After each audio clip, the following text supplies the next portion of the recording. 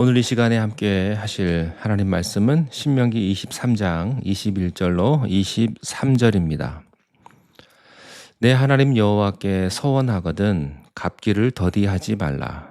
내 하나님 여호와께서 반드시 그것을 내게 요구하시리니 더디면 그것이 내게 죄가 될 것이라.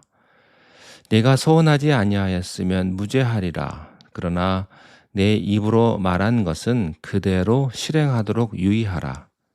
무릇 자원한 예물은 내 하나님 여호와께 내가 서원하여 입으로 언약한 대로 행할지니라. 아멘.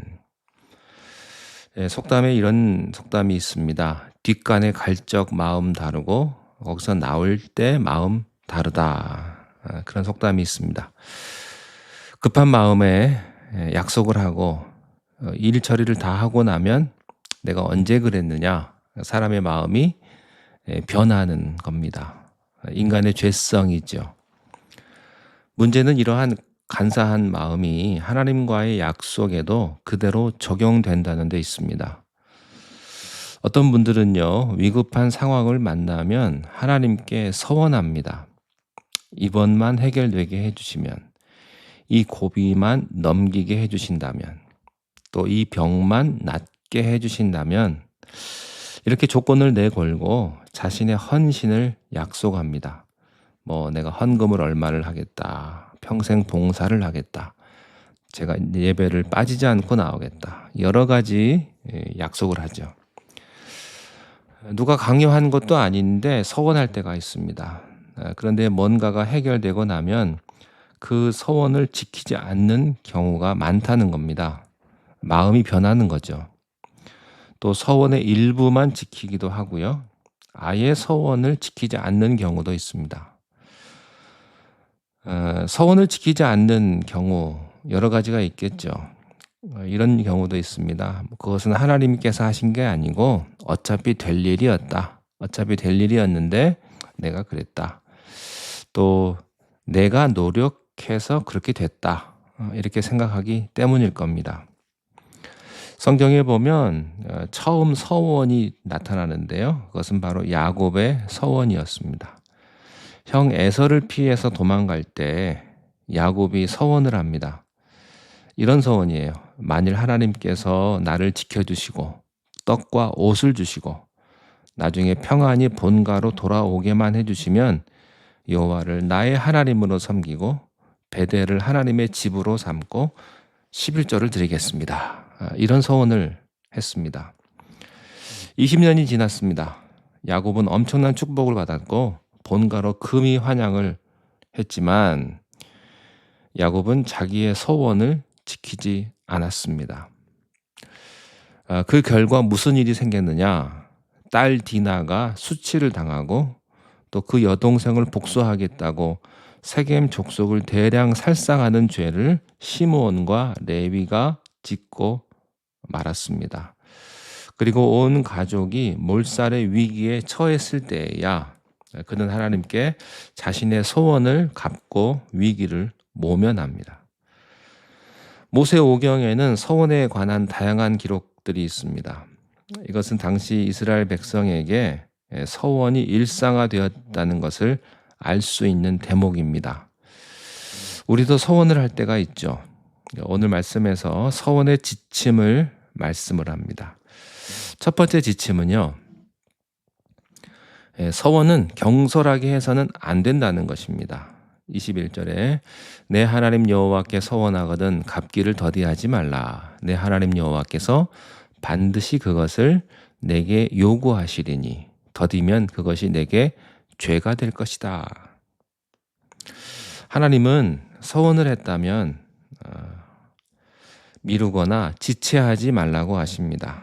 하나님께 약속한 것이기 때문에 만일 더디하게 되면 또 미적거리고 시간을 끌게 되면 자신이 무엇을 서원했는지 또 그 마음이 식어버린 거죠. 그러다가 결국에는 서원을 지키지 않게 된다는 겁니다. 사람의 마음은 변하거든요. 서원은 경솔하게 해서는 안 됩니다. 그래서 웬만하면 서원하지 말라고 성경은 권장합니다. 22절에 내가 서원하지 아니하였으면 무죄하리라.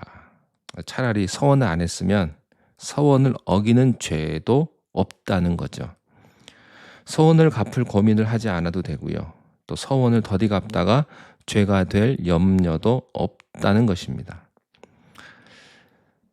약속을 어기지 않는 최고의 방법은 뭘까요? 약속 안 하는 거죠. 그런데 약속을 할 수밖에 없었고 약속을 했다면 목숨 걸고 지키는 것이 믿는 자의 도리입니다. 사람과의 약속 신실하게 지켜야 되고요. 또 하나님과의 약속, 서원은 목숨 걸고 우리가 지켜야 합니다. 경솔한 서원의 대표적인 예가 있어요. 사사기에 나오는 사사입다입니다.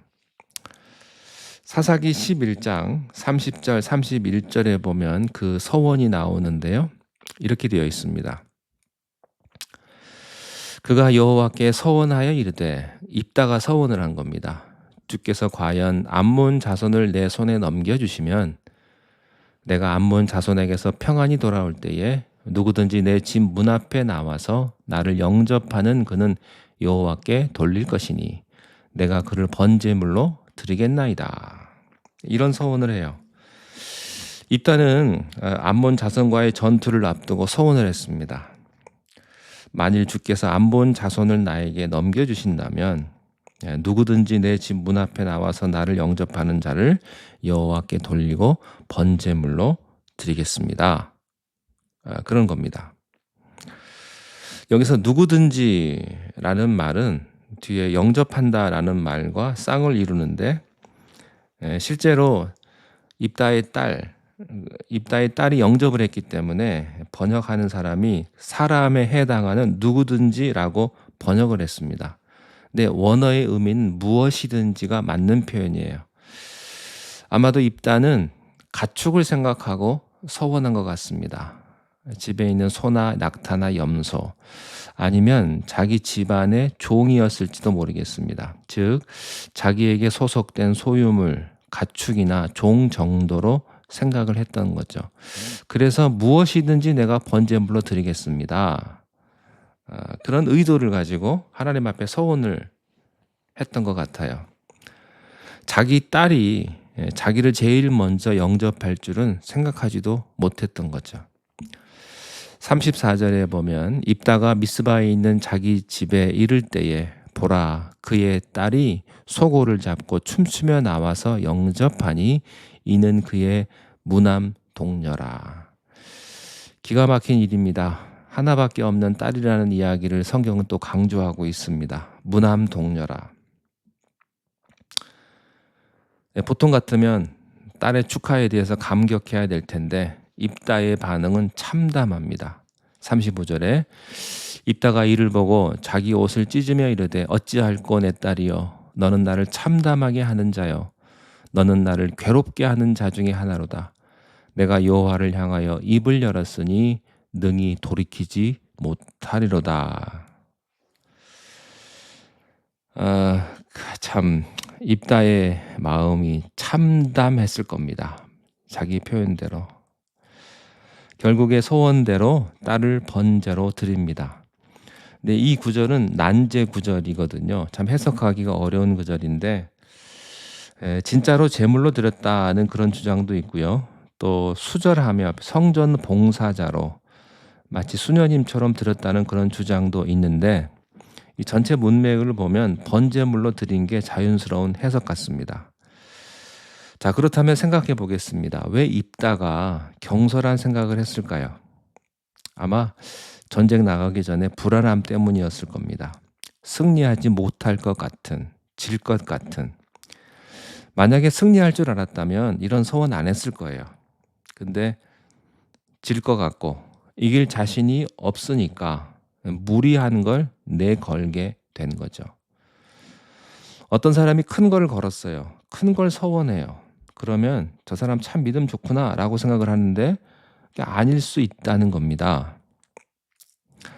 입다의 내면에는 불안이 있었고 불신이 있었다는 거예요. 그래서 무리한 걸 걸었고요. 그 서원의 파급 효과를 생각하지 못한 겁니다. 경솔한 서원으로 딸이 죽어야만 했던 거죠. 서원은요, 하나님께 무언가를 얻어내려고 하는 협상이 아닙니다. 이 서원은 감사와 연결되어 있어요. 마치 감사 예물을 드리는 것처럼 서원의 의미가 있습니다. 너무 받은 은혜가 크고 감사해서 하나님 앞에 드리기를 원합니다. 이런 마음이에요. 다윗이 왜 성전을 짓겠다고 했겠습니까? 자기에게 베푸신 하나님의 은혜가 너무 크다는 겁니다. 자기는 비천한 목동에서 왕의 자리까지 가게 됐고, 그래서 백향목 궁전에서 거하는데 하나님의 언약궤가 있는 하나님의 집은 천막이거든요. 그게 죄송한 거예요. 그가 성전을 지으려는 이유는 뭐 성전 지어서 뭘 얻겠다는 게 아닙니다. 딜한 게 아니에요. 우리는 하나님과 딜을 합니다. 이거 해주면 이거 해주겠다. 이거 내놔라. 난 이거 줄게. 이런 거죠. 근데 아닙니다. 서원은 감사예요. 고린도후서 9장 7절에 각각 그 마음에 정한 대로 할 것이요 인색함으로나 억지로 하지 말지니 하나님은 즐겨내는 자를 사랑하시느니라. 하나님은요, 인색하고 억지로 내는 헌물 받지 않습니다. 즐거운 마음으로, 감사한 마음으로 헌신하기를 기뻐하세요. 오늘 본문 23절 말씀에 보면 이렇게 기록이 되어 있어요. 내 입으로 말한 것은 그대로 실행하도록 유의하라. 무릇 자원한 예물은 내 하나님 여호와께 내가 서원하여 입으로 언약한 대로 행할지니라. 서원을 하나님 앞에 드리는데요. 이 서원을 예물로 환산해서 드릴 수 있음을 알 수가 있습니다. 이 서원죄로 드리는 예물의 종류가 여러 가지거든요. 사람을 서원죄로 드리겠다고 할 수도 있고, 또 가옥이나 토지를 드릴 수도 있고요. 가축은 서원한 대로 드리면 되는 거죠. 그런데 사람을 서원죄로 드리겠다고 했을 경우에는 그것을 돈으로 환산해서 드릴 수가 있었습니다. 레위기 27장 2절에 이스라엘 자손에게 말하여 이르라. 만일 어떤 사람이 사람의 값을 여호와께 드리기로 분명히 서원하였으면 너는 그 값을 정할지니. 쉽게 말하면 이런 겁니다. 내가 사람을 바치겠습니다. 이렇게 서원했을 경우에 성인 남성은 50세겔, 여성은 30세겔 그렇게 대신 바칠 수가 있었던 겁니다. 레위기 27장 3절부터 4절에 보면 그 내용이 자세하게 나옵니다. 이런 세부 규정을 두신 이유는 뭘까요? 사람이 격한 마음에 하나님께 서원을 했지만 사람을 바치는 문제는요, 그 당사자와 상의도 해야 되고요. 또 쉬운 문제가 아니기 때문에 그래서 하나님께서 다른 형태로 약속을 이행할 수 있도록 길을 터주신 겁니다. 그래서 만일 서원한 당사자가 하나님께 이루어 주신 것에 감사한 마음만 있다면 어떤 형태로든지 예물의 형태로 자신의 소원을 갚을 수 있었다는 겁니다. 그런 의미에서 이 입다가 참 안타까워요. 말씀에 보면 하나님은 인신제단을 받지 않으시거든요. 그래서 누군가 옆에서 하나님은 인신제단은 안 받습니다. 성인 여성은 30세겔 드리면 됩니다. 라고 말씀을 알려줬다면 그런 비극은 일어나지 않았을 겁니다. 서원에 대한 말씀 두 가지로 정리하겠습니다. 첫째는 경솔한 서원 대신에 여러분 웬만하면 서원하지 마십시오. 경솔하게 하지 마시고 그 대신에 인내하며 기도하시기 바랍니다. 우리는 단기간에 뭘 얻겠다고 서원할 것이 아닙니다. 기도하고 기다려야 합니다. 인내로 기다리는 것, 그것이 신앙의 본질입니다. 조급해하지 마십시오. 단기간에 빨리 이루려고 하지 마십시오. 전도서 5장 2절 말씀에 보면 너는 하나님 앞에서 함부로 입을 열지 말며 급한 마음으로 말을 내지 말라. 하나님은 하늘에 계시고 너는 땅에 있음이니라. 그런즉 마땅히 말을 적게 할 것이라. 우리는 하나님의 인도하심을 믿고 기다려야 할 줄로 믿습니다. 두 번째, 우리가 서원, 하나님 앞에 서약을 했다면 목숨 걸고 지켜야 합니다. 다윗은 여호와의 장막에 유하며 성산에 거할 수 있는 사람의 자격을 이렇게 규정하고 있어요. 시편 15편 4절에 그의 눈은 망령된 자를 멸시하며 여호와를 두려워하는 자들을 존대하며 그의 마음에 서원한 것은 해로울지라도 변하지 아니하며. 그러니까 자기가 서원한 것이 해롭다고 느껴졌다 하더라도 지켜야 한다는 겁니다. 입다는요, 경솔한 서원을 했지만 그는 믿음의 사람으로 평가를 받게 됩니다. 히브리서 11장 32절에 내가 무슨 말을 더하리요? 기드온, 바락, 삼손, 입다, 다윗 및 사무엘과 선지자들의 일을 말하려면 내게 시간이 부족하리로다. 히브리서 말씀에 보면 기드온, 바락, 삼손, 다윗 그리고 사무엘급으로 입다를 평가합니다. 왜 그럴까요? 사사시대에는 이스라엘 사람이 하나님과의 언약을 너무나 쉽게 깨트리고 살았습니다. 그런 이스라엘 사람에게 하나님은 입다의 이 극단적인 일을 통해서 하나님과 사람과의 이 언약을 신실하게 지킬 것을 말씀을 하시는 겁니다. 입다가 서원한 대로 딸을 하나님 앞에 드린 것처럼 하나님은 약속을 외아들 예수 그리스도를 언약의 십자가에 내어주시는 그 약속을 지켜주셨습니다. 언약을 지키시는 하나님, 이것이 우리의 구원의 근거인 줄로 믿습니다. 기도하겠습니다. 하나님 아버지, 우리가 하나님 앞에 약속하며 서원한 것이 있으면 하나님 앞에 갚기를 더디하지 않게 하시며 무슨 일을 만나든 꼭 지키며 또한 사람과의 약속도 우리가 신실하게 지킬 수 있는 믿음의 사람들이 되게 축복하여 주시옵소서. 예수님의 이름으로 기도하옵나이다. 아멘.